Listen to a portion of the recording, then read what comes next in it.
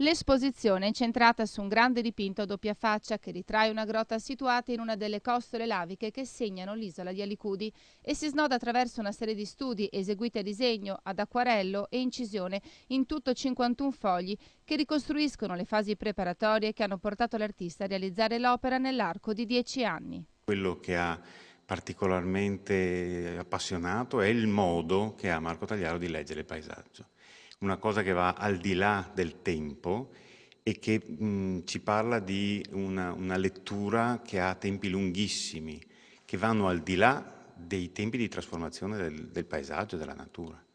Nato a Milano in provincia di Venezia nel 1942, Marco Tagliaro si trasferisce nel 1966 nelle colline trevigiane, scegliendo quale sede di vita e di lavoro Combay.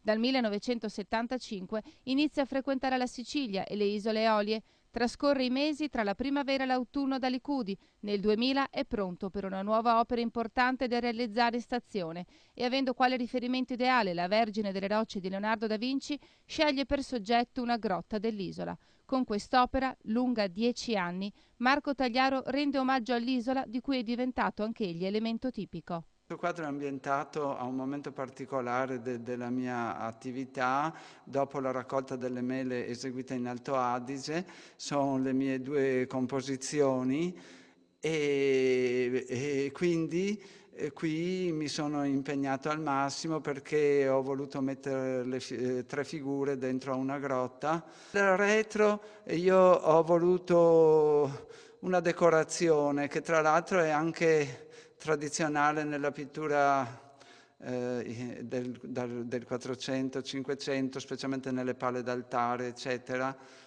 E così ho messo una storia di Alicudi per immagini.